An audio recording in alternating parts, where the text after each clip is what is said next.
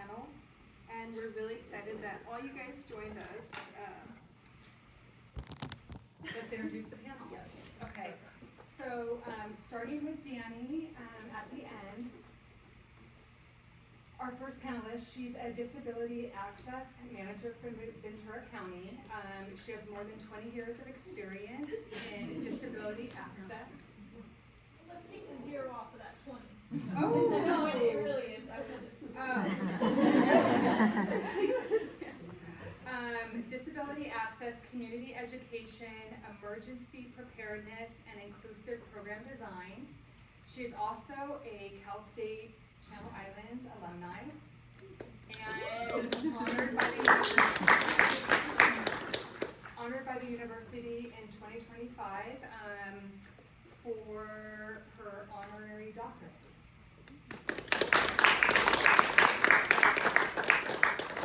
We also have Christian Rivas here with us today, she is our social worker with Ventura County's Area Agency on Aging, and where she partners with family caregivers to strengthen support networks and promote inclusive person-centered care. Her work phases inclusive leadership, cultural responsiveness, and empowering individuals and families to navigate complex care systems. Thank you so much for being here today. Next, we have Jacob Lesner-Buxton.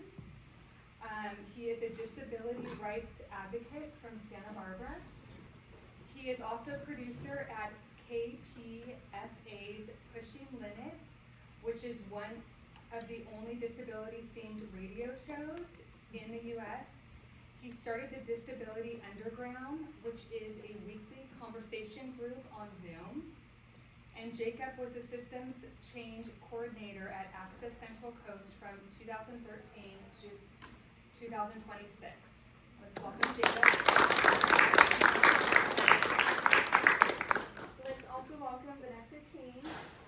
She is the program manager at Access Central Coast. She earned a bachelor's degree in political science from UC Irvine and was drawn to this work through her passion for social justice and her own connection to the disability community. Her experiences ranges from supporting youth with disabilities to helping older adults transition back into their communities. In 2023, she was recognized by the Ventura County Autism Society as Awesome in Autism Funding Partner of the Year.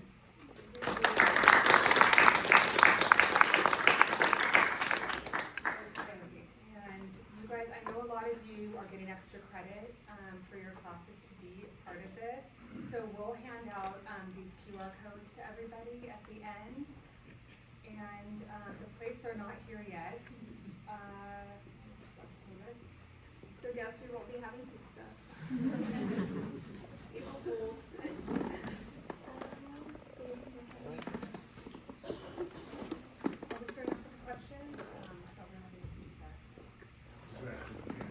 Oh yeah, the pizza? Are we? We're still anxiously awaiting the plates. Okay. Go ahead and start with like the basic questions. Okay. All right. Today's conversation is focused on what it truly means to create inclusive communities, not just in theory, but in real everyday practice. We'll start off by asking each of our panelists an individual question to learn more about their personal experiences and perspectives. And then we'll open up to a broader discussion with questions for the full panel. To get us started, we'd love to hear more about each of your experiences. Danny, I'd love to start with you. What strategies can cities use to make sure accessibility is built intentionally into planning and development processes from the beginning, rather than only addressed after concerns are raised?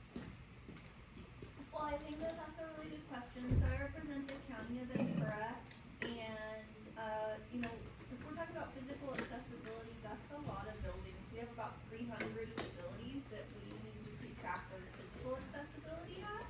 But I think that what I like to work on more, and what I arguably find to be more important in this day and age, is access, which is the idea of, yeah, I can get in the building, right? There's an elevator, there's a ramp, the doors are wide enough.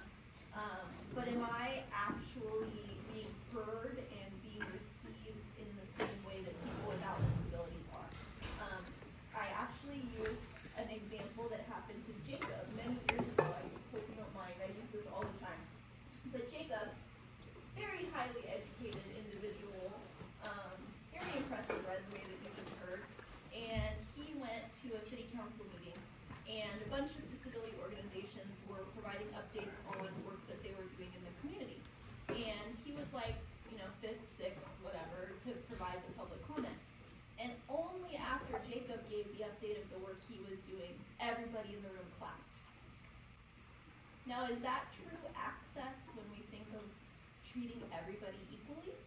No, right? That's hero worship for someone with a disability. So that's what I think is really important when we're creating programs and we're creating spaces where we want people with disabilities to be included. We want to make sure that we're treating everybody equally and that we're not providing extra praise or patronizing attention to some people. Thank you, that's amazing. Next question is for Christian. How do leadership and inclusivity show up in everyday social work? And what is one small change cities or communities can make that would have a meaningful impact on people with disabilities? Well, leadership and inclusivity in social work, I feel like it shows itself or presents itself in everyday interactions. You know, approaching people with respect and not making assumptions. You know, just listening to somebody's needs and not making assumptions. And I feel like one change that cities and programs can make to bring about, you know, change for the better, I feel like it could be more inclusion. I feel like awareness is a good place to start, but also more awareness when creating programs. And inclusion from the very beginning, collaboration, including people from, you know, with different, as Dan mentioned, you know, with different abilities, in order to create something that can better serve the people. You both make a really great point then. Thank you so much. Next, Jacob. I'm turning to you, and let me ask, what first inspired you to become involved in disability rights advocacy, and what continues to motivate your work today? The first of all, I do have a speech impairment, so if you need to repeat, please ask me to. Did everyone get that? Thank you.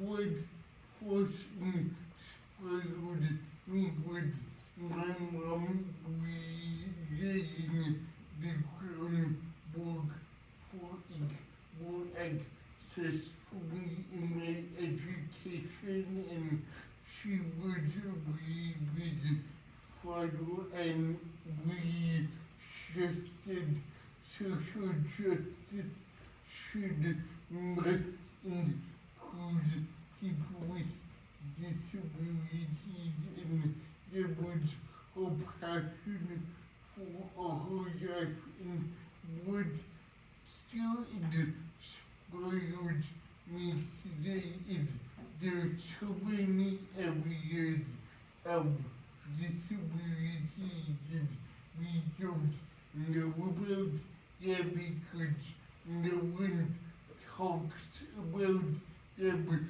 So, for instance,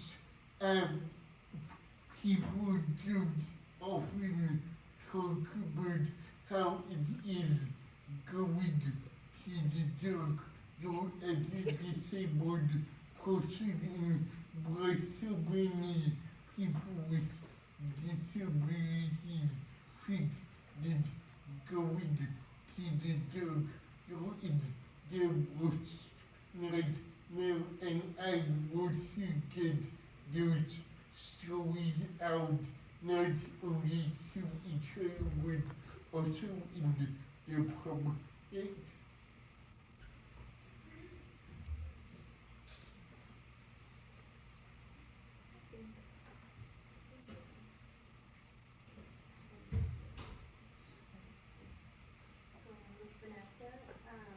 in your work connecting people to resources and services, what does inclusive leadership look like in your practice, and how do you build trust with communities that have historically been overlooked?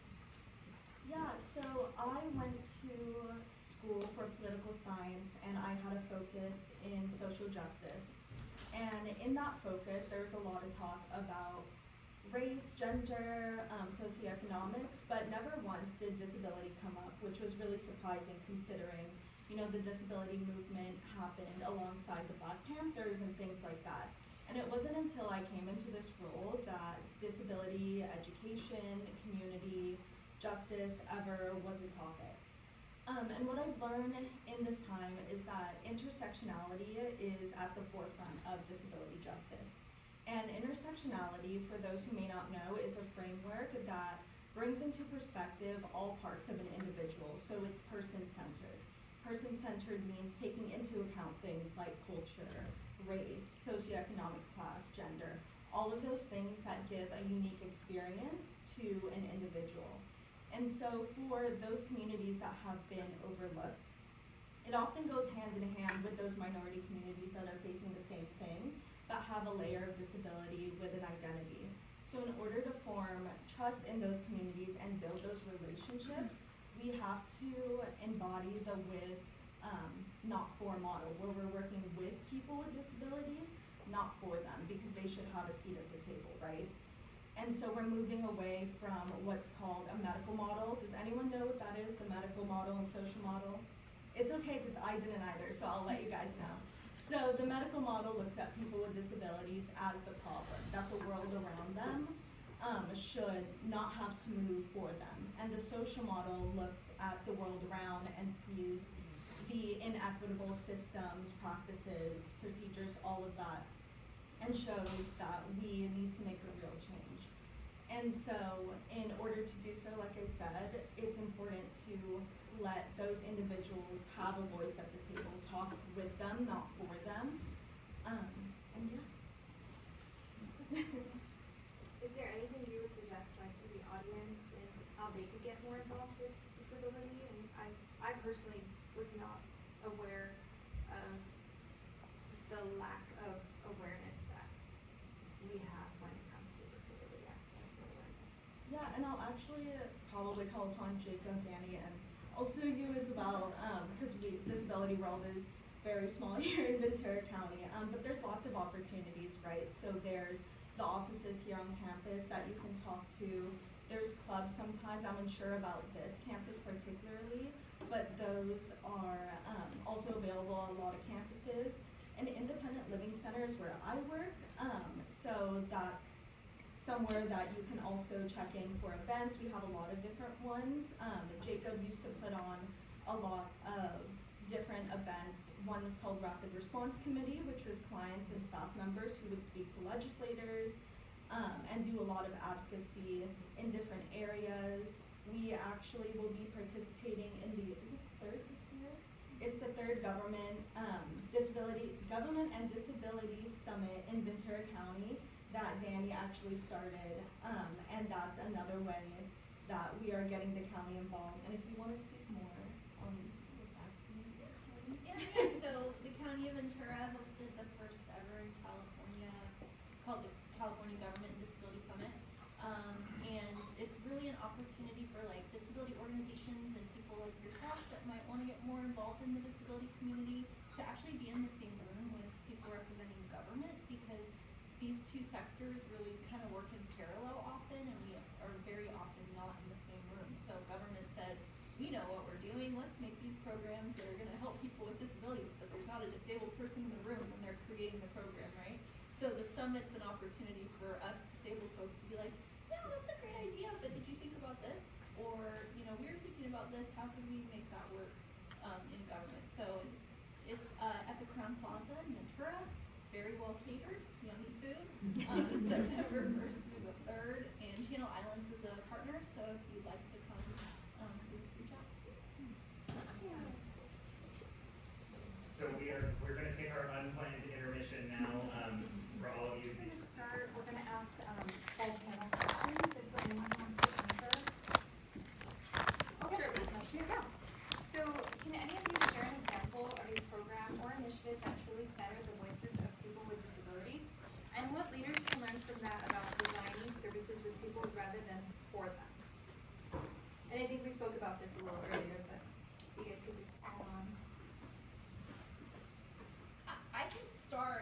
there's actually a program through Access Central Coast that comes to mind. How many of you have ever been in a public safety power shutoff? You know what I'm talking about, when the power goes out for a few days just because it's windy? Yeah.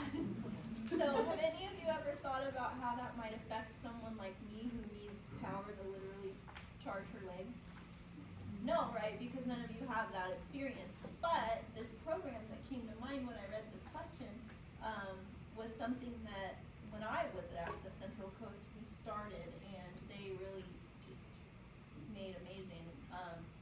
Is a program in partnership with the power company to provide backup battery power to people with disabilities that need it.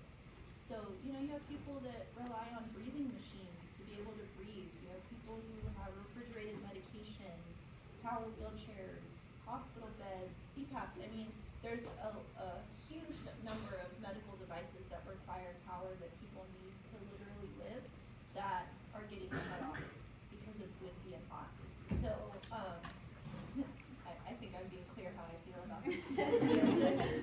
But this program was really important because it brought together people who work at the independent living centers who have disabilities, and they were able to educate the power company on what you're doing is affecting these people. It's affecting us, straight from the mouth of people who are disabled. And it's a great program, and they for a very long time provided these backup power solutions to people with disabilities free of charge, delivered them to their houses, set them up for them.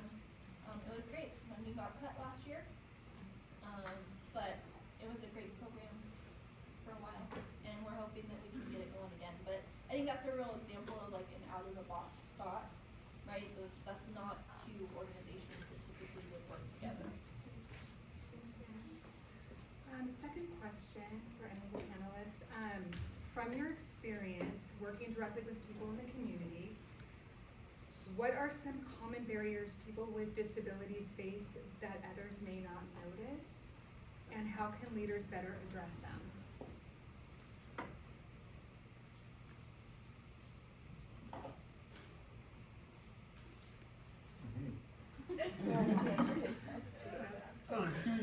And to this one of the people I'm working with now in youth also has us brothers and can work with a team, and she has re-educated me on how to make it with accessible. You need different types of training for different disabilities.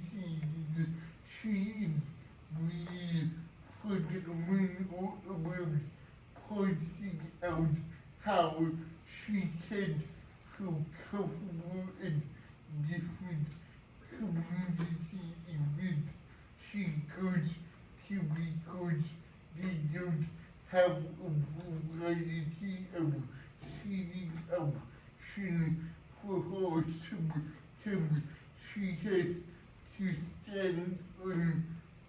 stand being supported by a wall in certain events. And this is really good for me because as a disability advocate, I had never thought of this issue before, and so I'm really curious to dig in more. And I think as disability advocates, we're always negotiating. A friend had a conference, yes, but he was just professional in accessible events, and even though he's good at accommodation, the group spent the first 90 minutes figuring out how to make the room accessible for everyone. Some people didn't had guide dog, some people were allergic to guide some people needed it hard, some people needed it cold, and it like a jig so puzzle, and if you're not prepared to play the jig so puzzle game, then you need to learn how to do it to in order to make a good space for everyone to advocate. Thank you. I would just, if you don't mind, I would just add to Jacob's point, it's important that when we're planning things like events, that we're thinking about who might come, right? That, a lot of times as disabled people, we have to ask for what we need for an accommodation, but how wonderful would it be if they planned the event with those accommodations already as part of it, right? As I already mentioned, ramps are pretty common, elevators are pretty common, but what if somebody who was deaf wanted to come to this event and didn't hear about it 3 to 5 days ahead of time to ask for an interpreter? What if there was just one here, right? Or, if there's videos, let's just make sure there's captions, right? Because they can help lots of people. So kind of planning things to just make the event inclusive for more people, rather than us having to feel like we're begging to be included. Another question is, how can everyday people help change the way society views and treats people with disabilities, which is a topic we've gone through, but. I'll start off with this one. Disability is the largest minority group that anyone can join at any time. And more often than not, I think that people think of disability as the other, as not my problem, as, something that's an afterthought. As Danny was saying, with access. But disability, it's a privilege to grow older. I know, it's been 10 years since I've been in college, but it's a privilege to grow older, and disability can happen at any point of time. It can be a chronic illness, it can be an injury. It can occur in so many ways, and so in order to rethink about how we think about disability, we need to rethink how we think about ourselves and our place in society, right? It's part of the human condition to have all of these intersecting experiences and identities, and disability is a part of that. And so ensuring that that's part of the conversation rather than an afterthought is important, because we all want to be able to, it's called aging in place, right? To be able to live where we are and stay where we are, rather than having to worry about that down the line. And so if we think about it now and we think with other people, then we're able to think about ourselves as well, because that could very much be us in the future, and probably will be, so. Not probably, it will be. Most likely, yes, will be. Which falls into a wrap-up question. As leaders in the local community, what advice do you guys have for the students in the audience right now, and who will soon be entering the workforce? Well, I was just gonna add that I feel like awareness is key, much like you mentioned, having those conversations, but also being aware that, disability is something that can happen. It's not like it's not your, it should be a conversation that we're having. And I feel like a lot of people feel that making a place accessible is just making it accessible for other people. No, you're making it accessible for everyone. Everybody enjoys of clear signage, everybody enjoys the, ramps, and, it's accessibility for everyone. You shouldn't feel like it's just accessibility just for, for other people, for the largest minority. Yeah. So, yeah. There's a comic strip of a snowy day going into a building, and there's someone who's shoveling the stairs, and an individual in a wheelchair asks for them to shovel the ramp, and the person goes, well, I'm shoveling the stairs so everyone else could get in, because that person was the only one in the wheelchair, and then after, I'll shovel the ramp. And the person in the wheelchair goes, well, if you shovel the ramp, then all of us can go in. So that's also an example of access and thinking for everyone. Can you repeat the employment question? Oh, it advice do you have for the students in the audience who will soon be entering the workforce? Like, how could they take this awareness into their careers and next chapter in lives? Or better yet, can I rephrase it? What practical steps can students and young professionals take to actively promote disability inclusion in academic and workplace settings?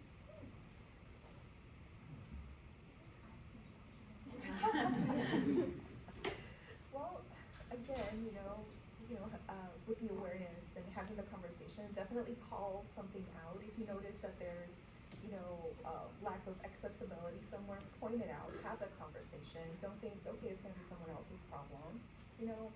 Have the conversation within your workplace. I feel like that's a good. Yeah. That's a great approach. And disability justice came, a big part of the movement was the IL movement or independent living movement that happened in the 70s. I'm looking at Jacob because you always do the training. I think it was in the 70s. And it took people with disabilities and allies to work together for the cause. And so even if you yourself are not someone who's experiencing a disability at the moment or has a disability, then walking alongside and advocating with is also so essential. Okay, back to me. I'll be the talker. I have a few things on this, but I would say that oh my god, I lost my train of thought. See, I was trying to not talk too much, and I should have just talked too much. I want to talk a little bit about the employment piece, because I don't think that people understand the challenges that people with disabilities tend to face when it comes to employment. So, can anyone just shout it out? Does anyone know what the unemployment rate of Americans is right now? Ish. Give me a percentage. It's low.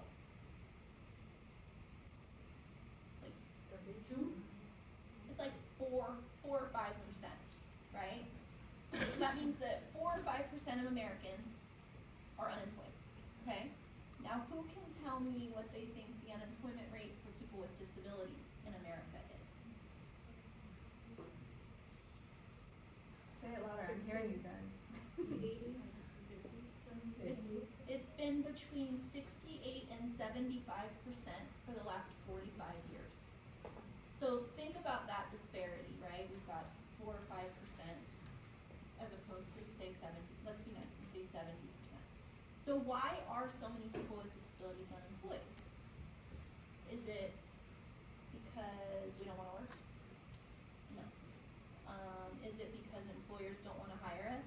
Maybe a little bit, right? A lot of employers don't think we can do the job. A lot of employers think that accommodations are too expensive, so we're not going to hire you. They think that we cost more with benefits. We're going to need more time off, whatever maybe. But the other piece that I think is really important too is that we as people with disabilities need to take responsibility for the fact that we're scared to try to go to work. We're scared that we're not going to be understood. We're scared that rooms full of people like you aren't actually listening and wanting to understand us, because if you were employers, we would be scared to talk to you because we think that you don't want to hire us. We're afraid we're going to lose our benefits. And by the way, our benefits are living in poverty, right? We're on Social Security because we're trying to keep our health care. We're choosing to live in poverty instead of finding a job because we're afraid. So, I mean, there's a lot of components, but I think that that's really important to understand, because I look out at all of you and I see future employers, right? I know you're just starting your careers, but you're all going to be very well educated, very qualified people that are going to be hiring managers at some point in the very near future. And I hope that you remember what we're saying to you today and that you give people a chance.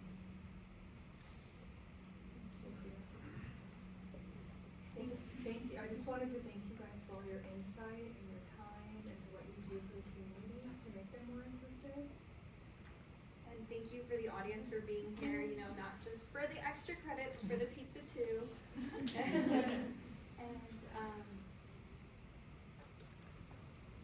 we hope. Audience question. Oh, do you guys have any questions for us? Or okay. shows. I have a question, this one's for Vanessa specifically. Can you share a little bit more about what you do at Independent Living and how it can change some people's lives? Yes. So I work at Access Central Coast. It's a center for disability services and advocacy. I'm the program manager, and every day looks very different. But at Access Central Coast, what I really love is that we are of Bind 4, and this kind of goes into what Danny was saying. And Danny used to be our executive director a long time, not a long time ago, we're the same age. Oh yes, of Bind 4. So we're of people with disabilities, by people with disabilities, for people with disabilities. And we want to be able to bring lived experiences to the center so that when we work with individuals with disabilities, we're able to have those shared experiences. I should probably explain what our center does actually. So we provide free services to people with disabilities and older adults. And what's really important about our center is that we don't require any medical documentation or any proof because we know that's a barrier. Healthcare is really difficult to navigate. When I got with my parents' healthcare, it really sucks. So if you're still on yours, be really grateful you don't have to navigate that right now. But yes, it is a low barrier entry point because we want to make sure that individuals are seen and feel validated for who they are. And we do a lot of different things to navigate life. So it could be housing navigation, it could be benefits counseling, emergency preparedness, as Danny was saying. We have peer support groups for people who are blind, for individuals who want to be around people with disabilities, because a lot of the times, like we've been saying here, people with disabilities are not often in places with other people with disabilities, although people with disabilities are all around, right? And so there's a lot of connecting with community partners as well, and different organizations that may not have disability in the name, but work with people with disabilities because people with disabilities are everywhere and not just in isolated spaces. And so it's a lot of empowering, of independent living, of navigating conversations about how people with disabilities are all unique. And one part that I wanted to say earlier is that people with disabilities, someone in a wheelchair is going to have a completely different experience than someone else in a wheelchair. And so being able to bring a person-centered approach and seeing them as a person and not their disability is really important to what we do. And I probably rambled a lot more than say what I actually do, but yeah. Well, we all hope you guys come out of this learning from your perspective. And we've got a QR code that we're gonna put up so you guys can scan it.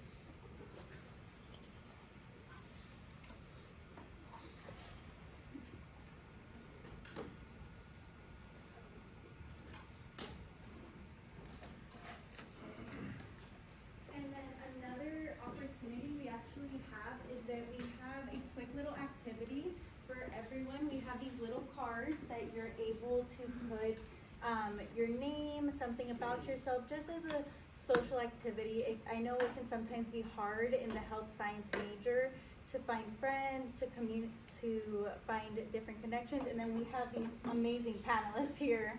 If anyone is interested in getting connected, meeting one another, we actually are going to be passing out these cards for everyone.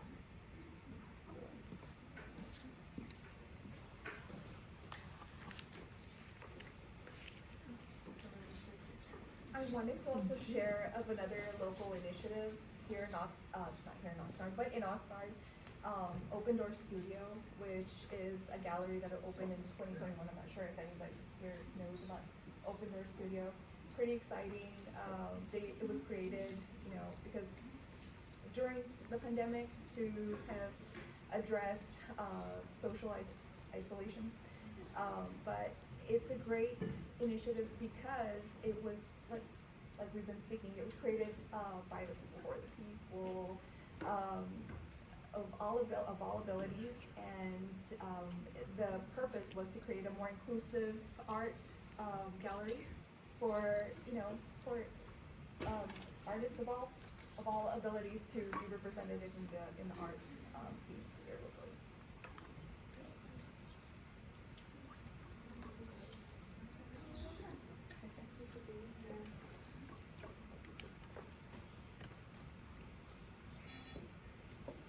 She has another question if you want.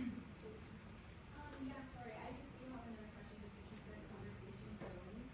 I was wondering, lots of the students in this room are going to be starting their careers in Ventura County, maybe in surrounding counties. I know lots of you come from Ventura County, but I know some of you also are coming from Santa Barbara area. So I was wondering if you could share any gaps that you guys have observed in disability awareness or services within our own county or within the surrounding counties that you could share, so maybe students graduating with this health science degree or with a similar degree can go into a career to address those gaps and to bring more awareness.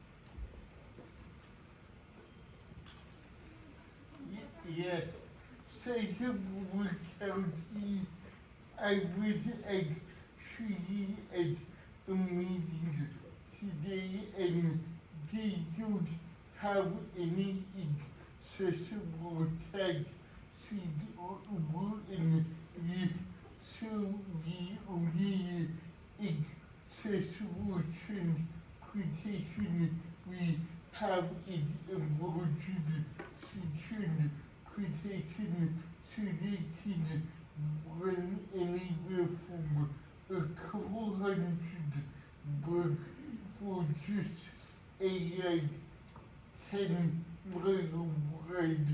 So it would be great if people could advocate for even woodworkers to buy accessible vans and stuff.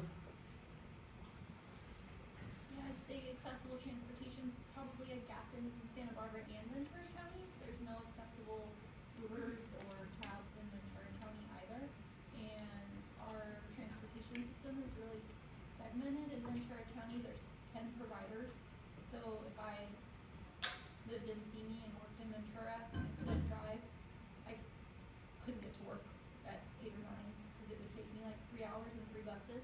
So that's something that could certainly be improved as far as the community as a whole and those of us who need or choose to use public transportation.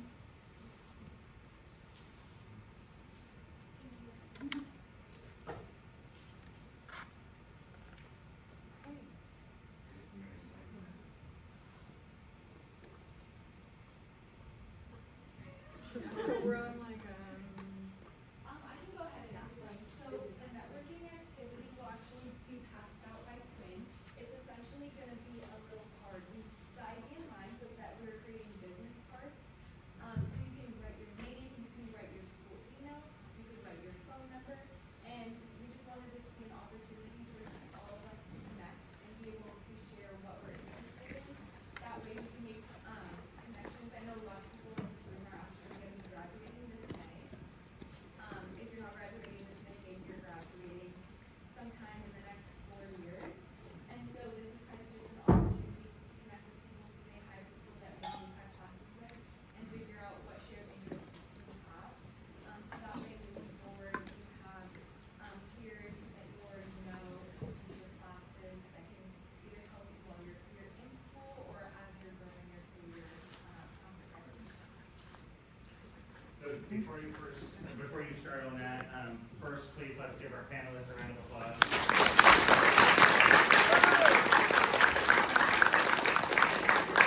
Our fellow health science capstone students who had the spotlight on them as well too. So thank you all for your work. There is plenty of pizza if anybody wants more. So please do not hesitate to go and grab some more pizza. But thank you again for coming. Thank you so much. I think